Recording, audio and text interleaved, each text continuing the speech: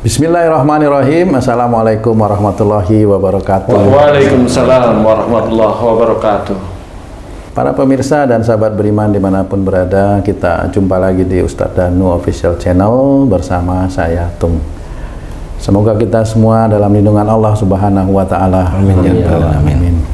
Di video kali ini kita akan ngaji lagi bersama guru kita Pak Ustadz Danu yang sudah hadir di sini bersama kami. Assalamualaikum Pak Ustadz. Waalaikumsalam warahmatullahi wabarakatuh. Assalamualaikum Bang Ji. Waalaikumsalam Pak Tung.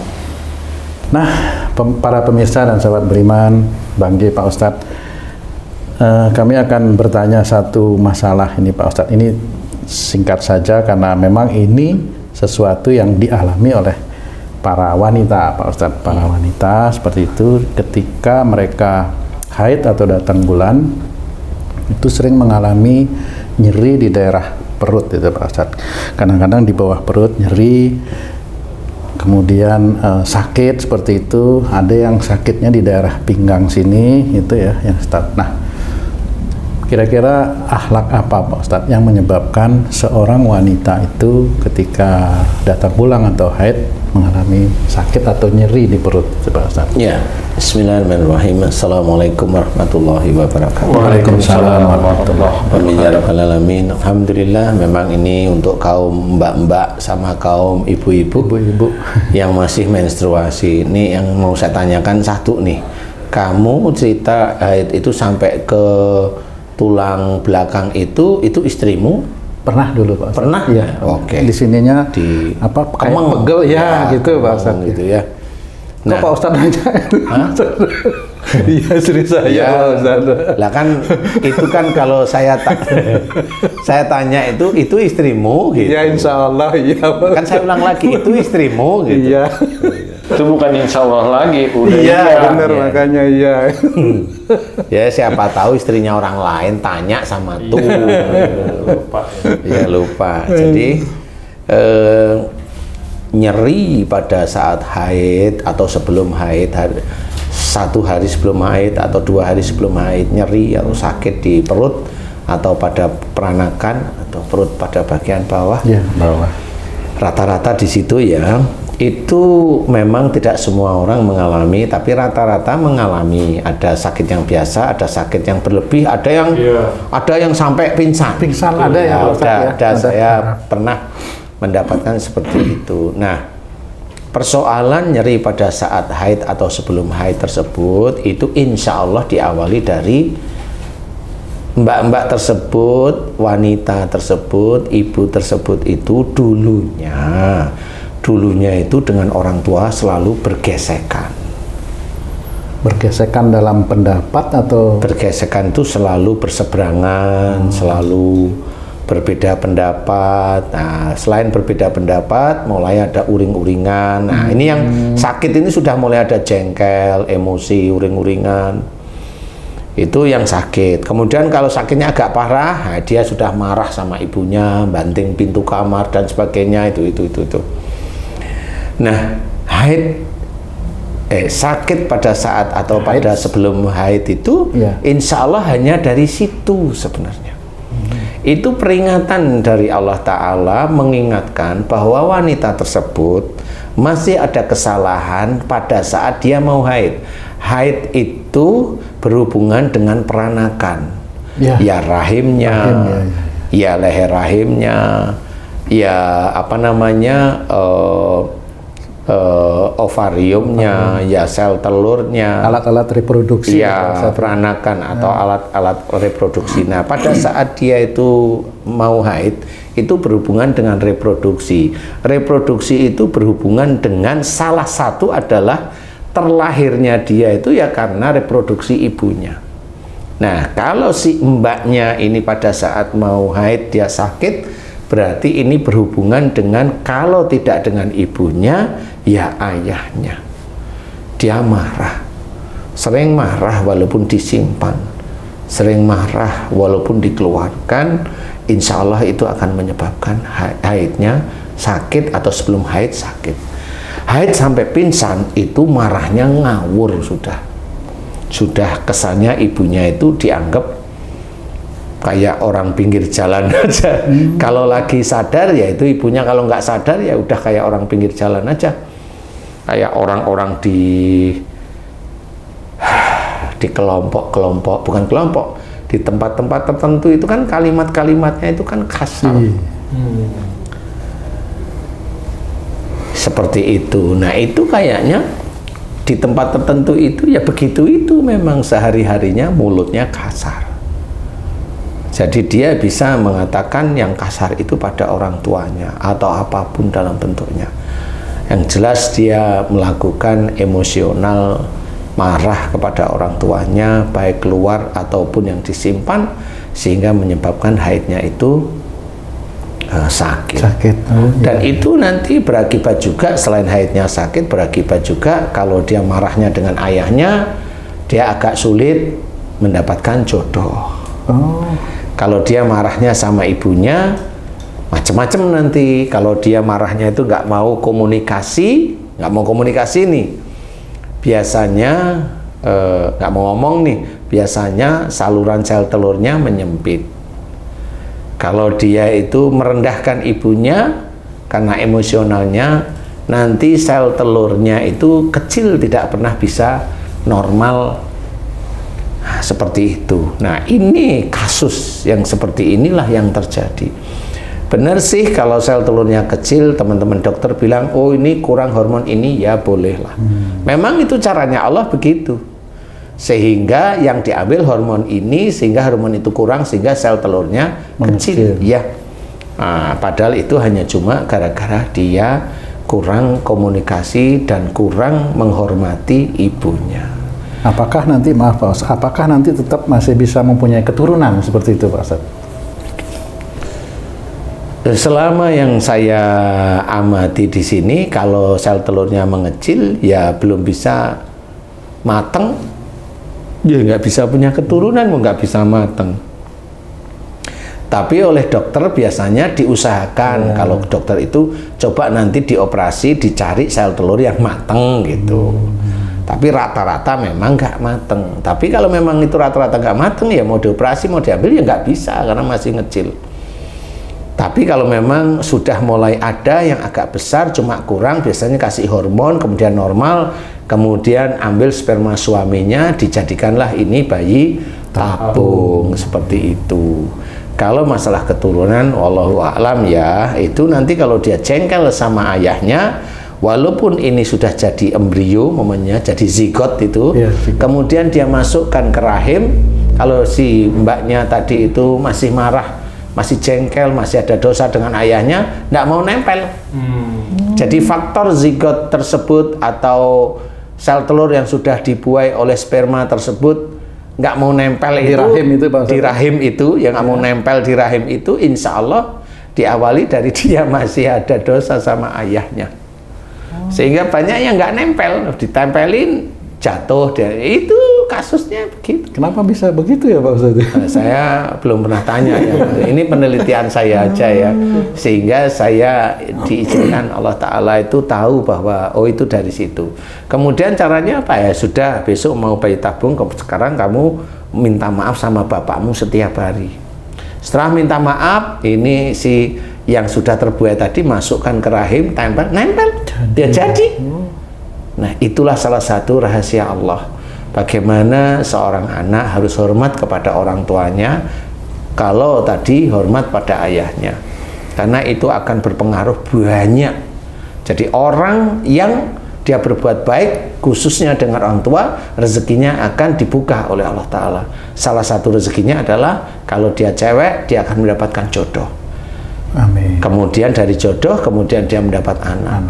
Kalau dia baik terus, insya Allah rezekinya mulai dimudah-mudahkan oleh Allah Ta'ala. Itu salah satu hal yang berbuat baik yang sudah disampaikan oleh Allah Ta'ala dalam Quran. Jadi ceritakan wa fis sama'i rizqukum wa ma tu'adun. Di langit ada jalan rezekimu dan apa yang dijanjikan Allah kepadamu. Di langit ada jalan rezeki. Kalau orang bilang lauh mahfuz, ya boleh, ada cara rezekinya. Bagaimana cara mendapatkannya? Innahum kanu qabla dzalika muhsinin. Sesungguhnya mereka di dunia selalu berbuat kebaikan. Nah, fokus kalau berbaikannya kepada orang tua, nah itu tadi dia dimudahkan jodohnya. dia dimudahkan punya anak. Kalau dia baik lagi, sholat tertib, ngaji tertib, kemudian dia hormat kepada siapapun, kemudian dia menjalankan ajaran-ajaran Rasul dengan istiqomah, ya nanti anaknya soleh otomatis. Insya Allah seperti itu. Nah, nanti ujian si orang tua dengan anak soleh diuji. Bangga enggak gitu. Jadi disitulah cara kerja para malaikat dan Allah itu seperti itu. Makanya kita harus mawas diri setiap saatnya agar kita tidak terpancing, mau bangga dengan anak pintar, mau bangga dengan anak soleh, mau jengkel dengan anak yang jarang tidur rumah, mau jengkel dengan istri yang kalau tidur munggungin. Nggak perlu seperti itu. Itu anak ujian. Nah, kalau ujiannya di situ, ya itu karena buah tanganmu sendiri sebenarnya awalnya. Begitu insya Allah.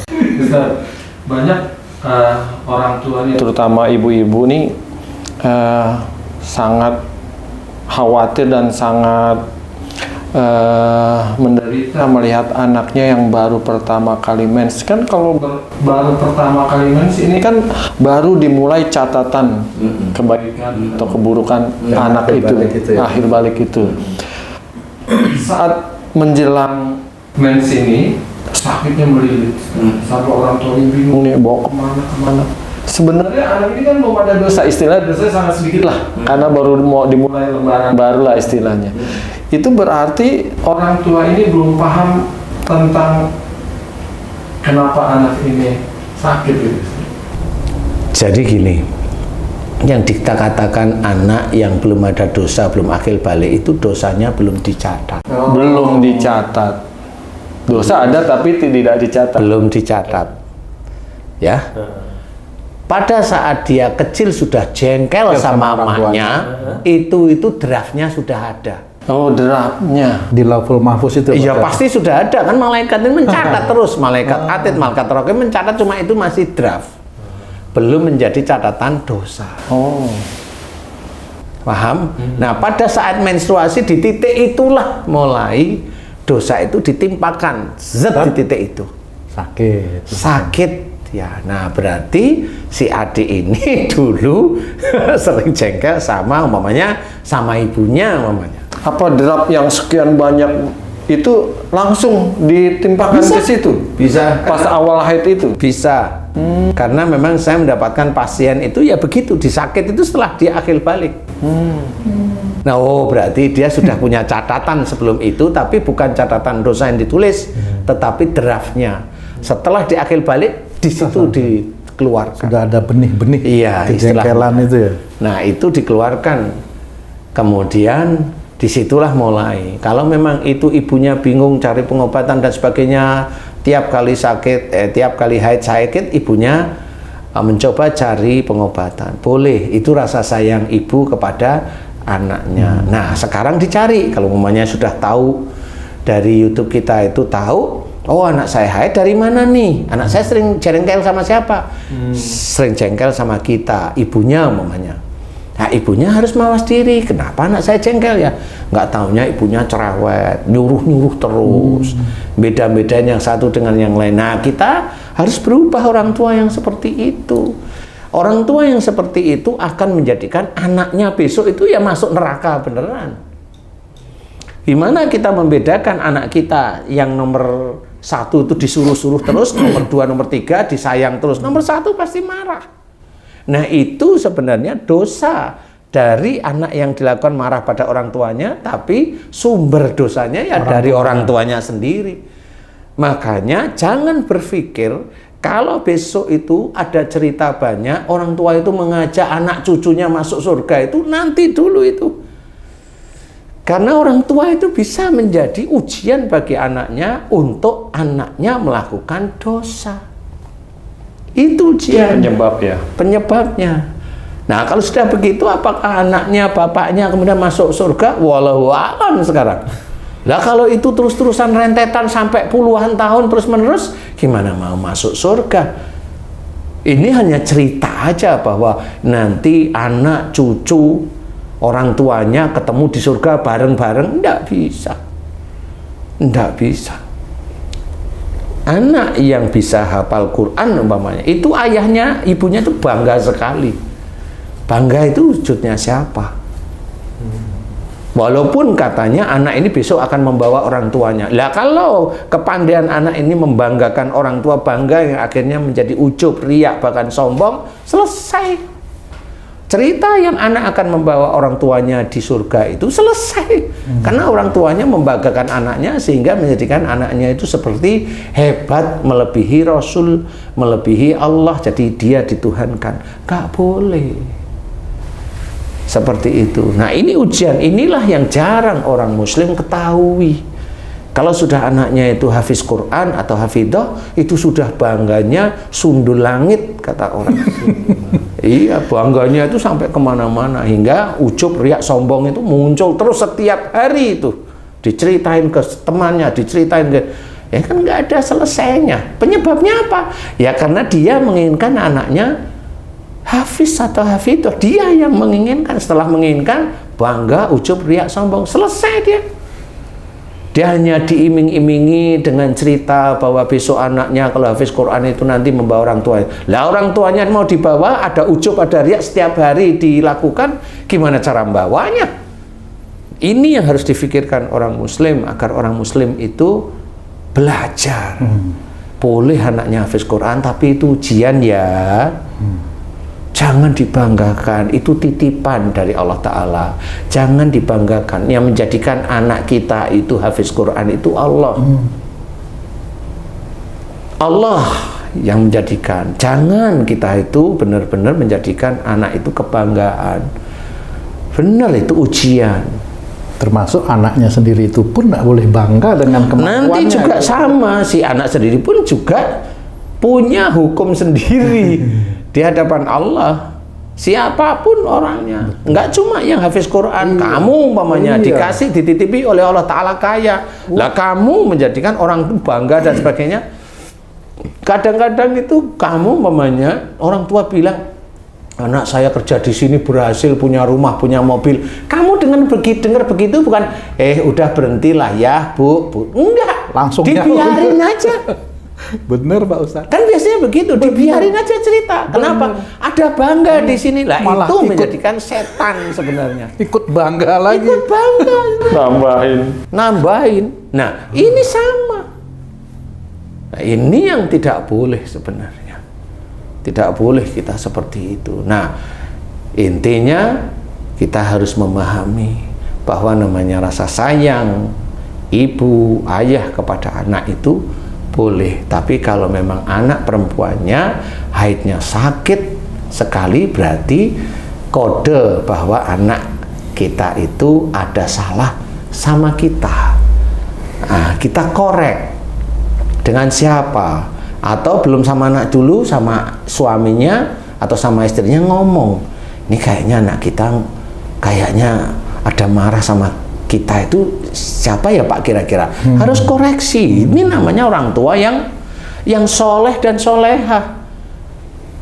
Itu kuncinya, bukan hanya dikasih obat pereda nyeri. Nah, iya boleh, tapi akhirnya kan dia tidak bisa menyelesaikan masalah keluarganya. Gimana dia bisa mengajak besok anaknya masuk surga kalau anaknya jengkel terus sama orang tuanya? Nggak ketemu. Itulah cara Allah itu melihatnya. Jangan kita terprovokasi, besok kita dengan anak-anak kita, cucu kita masuk surga. Lewat mana? Lewat ngaji saja? Enggak cukup. Wong ngaji kita itu dengan suara bagus malah sombong, malah ujub, malah riak. Selesai pahala ngajinya. Mau cerita apa? Itu masih diujub, sombong, riakan kalau mau masuk surga. Nanti dulu. Proses untuk menuju matinya seseorang itu masih ada proses banyak. Bukan kalau anak mamanya mau hafiz Quran, kemudian dari situ terus kemudian dia masuk surga. Loh, setelah dia hafiz Quran itu memang dia mati habis itu? Masih hidup lama. Kan masih hidup lama. Masih dihadapi, dia menghadapi laki-laki, dia menghadapi perempuan, betul. Dia kerja apa enggak, dia itu memberatkan saudaranya enggak, dia memberatkan orang tuanya enggak, dia kan banyak yang harus dikerjain. Loh kok tiba-tiba langsung masuk surga? Dari mana masuk surga? Nah, ini yang harus kita ketahui. Makanya kita sebagai orang tua memang sulit. untuk menjadi kita tahu diri kita sendiri itu sulit. Kita lihat anak kita kekurangannya di mana, kita kasih nasihat yang baik. Kalau kita mau ngasih nasihat pada anak kita, kita berkaca pada diri kita. Introspeksi Pak Ustadz ya. Nasihat yang mau saya katakan kepada anak saya ini, saya sudah mengerjakan belum? Kalau belum, ya jangan dinasihati. Kalaupun itu memang penting bagi anaknya, jelaskan pada anak, nanti kita mohon ampun kepada Allah Ta'ala kalau kita belum bisa mengerjakan. Itu harus, itu adab di dalam mengerjakan syariat-syariat Islam. Loh, kenapa harus mohon ampun kalau kita belum mengerjakan? Lah, ini sudah diceritakan oleh Allah Ta'ala, kabura maqtan indallahi an taqulu ma la taf'alun. Ayat itu selalu ingat kita. Kemurkaan Allah amat dekat kepada orang yang menyuruh orang lain berbuat baik tapi dia tidak mengerjakan. Nah, itu kalau itu memang darurat untuk anak kita, lakukan, tapi habis itu kita mohon ampun kepada Allah Ta'ala. Nah, orang muslim itu jarang yang seperti itu. Sangat jarang. Ngomong aja dia ngasih tahu orang lain, dia nggak mau ngerjain. Jadi sebagai seorang muslim berat untuk tujuan kita di surga itu berat. Tapi kalau tujuan kita hanya dakwah, ya begitu aja kalau dakwah. Tapi kalau tujuan kita surga, berat. Termasuk mendidik anak kita itu untuk tidak marah kepada orang tua, itu juga sulit karena kita masih ada ego sebagai orang tua. Seperti itu, kamu mau menyatu, kamu mau mendidik anakmu, mau Aki kek, mau Anin kek, kamu pasti ngerti anak yang mudah saya kasih tahu mana, tapi anak yang sulit saya kasih tahu mana, kan tahu. Nah, kalau yang agak susah kamu kasih tahu, gimana kamu nyaranin dia bisa dikasih tahu? Kan nggak ketemu. Mending dibiarin dulu ya. Lah iya kan begitu. Karena dengan dibiarin kan nggak bentrokan. Tapi dia juga susah dikasih tahu. Mau gimana? Bagaimana kamu bisa mengajak anak-anakmu ke surga? Padahal PR-mu masih ada. Kalau itu sampai kamu itu meninggal, ya tetap nggak bisa ada nilai. Begitu. Nah, inilah salah satu hal. Bagaimana anak ini jangan sampai marah kepada orang tuanya, kita harus introspeksi sendiri. Sehingga pada saat kita itu ngobrol dengan pasangan, oh kayaknya dari kamu mah, oh kayaknya dari kamu pak, oh iya ya saya orangnya gini, coba habis itu kita nanti tanya sama anak kita, rembukan, bener dirembuk, kamu sebenarnya marah sama siapa toh nak? Marah sama ibu, kenapa kamu marah sama ibu? Begini, oh bener. Disitulah Allah memberikan hidayah pada ibunya melalui anaknya ngomong. Karena ibu begini itu hidayah, tinggal ibunya mau berubah apa tidak. Itu sama seperti kalau orang Islam disuruh sholat, denger dia sholat, tahu dia sholat itu wajib, tapi dia jalanin apa enggak, kan begitu. Sama sebenarnya kalau namanya ujub, riya, sombong, bangga itu dilarang oleh agama kita. Tapi orang Islam yang begitu ya banyak. Padahal tahu secara teori. Termasuk kita, ya apa enggak kan gitu. Nah, disitulah sebenarnya kejatuhan orang-orang Islam nanti di akhirat ya di situ. Makanya di dunia ini ayolah kita berubah. Kalau ada anak kita sakit seperti itu, kasih tahu, kemudian kita juga berubah. Akhirnya kan keluarga kita itu sakinah, mawaddah warahmah itu di situ. Bukan hanya cuma doa itu boleh, sama seperti kalau kita doa, ya Allah, aku mohon berikan aku rezeki yang halal dan thayyib dan berkah. Amin, terus diem aja di kamar. Ya nggak bisa, ya harus kerja. Kalau hanya di kamar aja, ya hanya ngomong aja, nih amalin ini, ya begitu-begitu aja nanti kerjaannya. Nggak bisa, harus semuanya dikerjakan, dan semuanya dikerjakan lillahi ta'ala. Kalau ada ujian, selesaikan menurut syariat Islam, kan begitu. Insya Allah itu akan lulus nanti. Di akhirat akan lulus nanti. Kalau di dunia, kelulusan itu belum ada. Nanti di akhirat. Nah, nanti pada saat anaknya sudah paham, diajak mohon ampun kepada Allah Ta'ala. Jangan begini ya nak, jangan begini. Nanti kalau anaknya paham, sama-sama, kemudian terbuka, baru nanti dilihat aja. Itu bisa aja kalau sekarang khusus benar serius mau berubah, insya Allah haid berikutnya atau 2 haid berikutnya sudah mulai aman. Ustadz, ada juga haid yang nggak sakit tapi nggak teratur. Kadang 2 bulan tidak mens, itu kenapa tuh Ustaz? Nah, itu karena orangnya agak pendiam aja, nggak mau ngomong. Kalau ada masalah dengan orang tua nggak mau ngomong, hanya gitu aja. Oh gitu. Dia nggak mau ngomong, diem gitu. Tetap jengkel itu Pak Ustadz? Enggak, kalau itu nggak mau ngomong. Oh, bukan jengkel ya? Enggak jengkel, nggak mau ngomong. Kayak mau haji nih.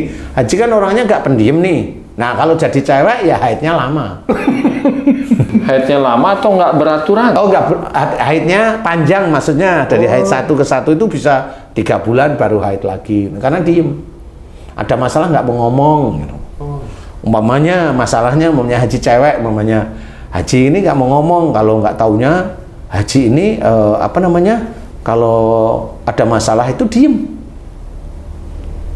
Punya laki diem, nggak mau cerita, punya diem aja. Diem itu males atau marah? Nggak mau ngomong aja, diem memang aja diyakini gitu. nggak mau ngomong. Diyakini, disumpahin nggak mau ngomong gitu. Kenapa? Ya nggak tahu kenapa nggak mau ngomong kan gitu ya. Seperti itu, insya Allah. Wallahu a'lam. Semoga bermanfaat nih buat teman-teman kita yang nonton nih. Baik, terima kasih banyak Pak Ustadz. Masya Allah ilmunya. Para pemirsa dan sahabat beriman dimanapun berada, demikian video kami kali ini, demikian penjelasan guru kita Pak Ustadz Danu mengenai seorang wanita jika haid mengalami sakit atau perih. Tadi solusinya sudah disebutkan juga, banyak-banyak mohon ampun ya Pak Ustadz ya, dan berubah. Mudah-mudahan ini bisa meningkatkan keimanan dan ketakwaan kita kepada Allah Subhanahu wa Ta'ala. Terima kasih atas perhatiannya. Wassalamualaikum warahmatullahi wabarakatuh. Waalaikumsalam warahmatullahi wabarakatuh. Alhamdulillah.